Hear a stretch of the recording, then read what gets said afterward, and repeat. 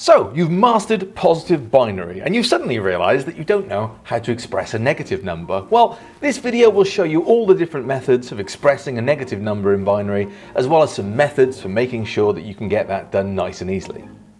This is TLDR, where we teach you topics that you're too lazy to revise.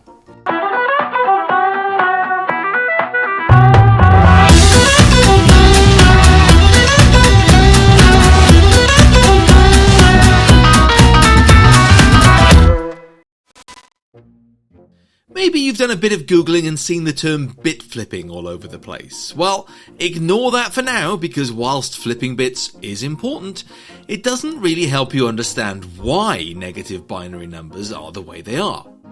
So far, you've probably been working on unsigned binary. We'll be using this nibble, 4 bits, to recap, and we just add up the place values where there's a 1 in the box. This would be 8 plus 2 plus 1, which is 11. Okay, so let's think about that. An unsigned nibble. What's the maximum value that we can represent? Well, if we set all the values to 1, then we end up with 15. What about the minimum? Well, to get that, we'll set everything to 0 and end up with 0. That gives us a range of 16. In other words, I can use this nibble to represent 16 different values, 0 to 15. Finally, 0 is represented by 4 0 values. So yes, you've mastered that. One of the methods for representing negative values takes a page from the book of human mathematics. When we're writing negative denary numbers, we just slap a negative symbol before the number. Similarly, in sign and magnitude representation, we need to do exactly the same thing. But in a computer system, these places are actual physical memory locations. So we need to decide which of these bits should be the negative indicator. The leftmost value is the most significant bit. In other words, it represents the largest value in the nibble. Why is that important? Well, this place value is the only one we can give up. If we took from the other end, we'd be sacrificing our ability to create odd and even numbers. We don't want that. So, instead of the most significant bit representing a place value, it's now just an indicator of whether or not this number is negative. A 1 in this location makes it negative, and a 0 makes it positive. Let's see if we can work out what this binary value is representing. Now, the negative indicator is turned on, so it's going to end up being a negative number. Our next step is to use the remaining bits to work out the value of the answer. We've turned on 2 and 1, making the overall answer 3. If we combine the two parts together, it gives us an answer of -3. Boosh! Easy, yeah? So, what are the vital statistics for sign and magnitude representation? Let's use the same 4 bits so that everything's fair. The maximum value would be with a negative indicator, the sign, set to 0, giving us a positive number. Then the value part, the magnitude, should be all the 1s to maximise the value. This gives us a positive 7. That's less than half of the highest value represented by the unsigned version. Minimum, i.e. the smallest possible value, is created by leaving the magnitude maxed out but switching the sign bit so that it's negative. That's -7 as the minimum value that can be represented. Now this is significantly less than the 0 that was the minimum value of unsigned. What about the range then? Well, with 7 positive values, 7 negative value and 0, that's a total of 15 different numbers that can be represented. 1 fewer than unsigned, which is a bit annoying as we're using the same amount of bits overall. 0 is nice and simple then. It's all the zeros, just like before, which means hold on. That's 0 alright, but it's 0 with a negative sign turned off. What happens if we turn that on and yeah, we've got another 0. 2 0 values? A positive 0 and a negative 0? That's not a thing, surely. In fact, no, it's definitely not a thing. So sign and magnitude has one major drawback. It creates an imaginary other 0 value. And when computers are working at maths, unless it's taken account of, then adding a negative and a positive value could lead us to have one number out in our answer. so it's not ideal. If we take a quick look at a longer sign and magnitude value, this time using a full byte, which is 8 bits, you can see that it's always the most significant bit that represents the sign. Even in a 128-bit value, that leftmost, most significant value would be the sign indicator. Whatever we do in terms of size, we'll always have that problem of 2 zeros. So, is there a better way to represent negative values in binary? Turns out there is, and it's called 2's complement.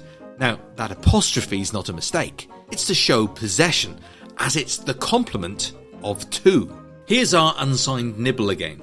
And this time, instead of using the most significant bit only to represent the sign, we'll actually just do something clever and make it the negative version of itself.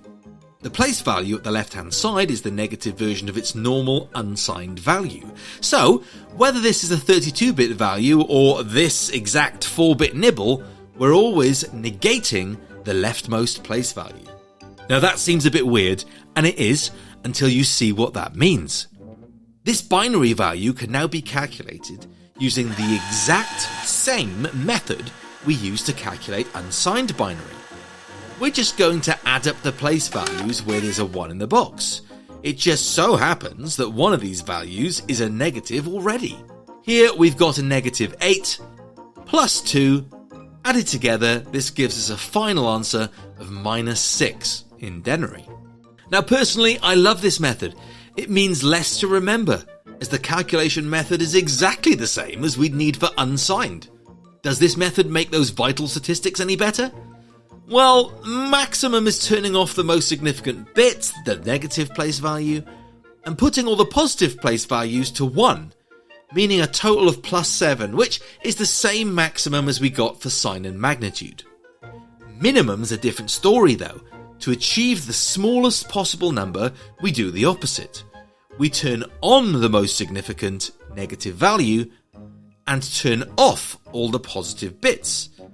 Our minimum is -8. That's one better than sign and magnitude was able to do. Taking those into account, the range of values that we can address is 16 again, just like unsigned binary. So we're not wasting any values, and we have just as much flexibility as unsigned does. What's great though is that now there's only one way of representing 0, and it's all the zeros again, making it more practical to use and matching it up with the unsigned method exactly. Happy days! Let's take a quick look at how we'd use 2's complement with more bits. Here's an 8-bit byte, and you'll see that it's just the most significant bit that is the negative version of itself. And that's true for any amount of bits. So, what is this bit flipping malarkey that we've heard so much about then? If you've Googled it, you've seen countless people talking about bit flipping when they're discussing 2's complementation. But all it is a method for working out 2's complement negative values. But what is it? Well, let's see how we might represent the denary number -5. We'll use a 4-bit nibble again, and you're probably already most of the way to working it out in your head. Well, bit flipping asks you to instead write down the positive version of it first. So we need to work that out. Turning the bits on for 4 and 1 are what we need to represent +5. And now we flip those bits. And what that means is that we just write down the opposite values. With the bits flipped, all that's left is to add 1 to the answer. And there you have it, a complete 2's complement version of -5. Now that seems like a lot of work to me. If you're going to work out the binary representation anyway, it seems like you might be better off just going for the 2's complement version first, regardless. Why do I need to work out the positive value and then mess around with it? It just seems like extra steps. The third step of adding 1 is also more prone to error than it seems. The example that we've just used was an odd value to start, meaning that once flipped, the final number was a 0. So adding 1 was a much easier operation, but what if it's not an easy final step? Well, if we try the same method to represent -6, we're going to have a bad time. Firstly, we represent it as a positive binary value, which is 0110. We flip those bits. Booyah! Then we need to add 1. And it's a bit more difficult because we need to remember how to use carries, just like in normal addition. It's not a simple case of just changing the least significant bit to 1. Now in our case, the 0, 1 at the end becomes 1, 0, so fine. But I'm sure you can imagine that the more 1s we have in a value, the more prone that is to error. So you might be a bit like me at this point, and be rolling your eyes at the very idea of bit flipping. And do you know what, you're right. When we're dealing with this small amount of bits, it does seem flipping pointless. Doing the conversion to positive binary, flipping, then adding 1, feels like 3 steps where if you just work it out using the place values, then it can be accomplished in one go. It does feel flipping pointless. But let me introduce you to a question where bit flipping actually saves you time. Here, we're being asked to represent a negative value in 2's complement, but it has to be a 16-bit binary value. That means I'm using 16 bits to represent the number. That's a heck of a lot of bits. What's the most significant place worth in this 16-bit value then? Whoa, Nelly!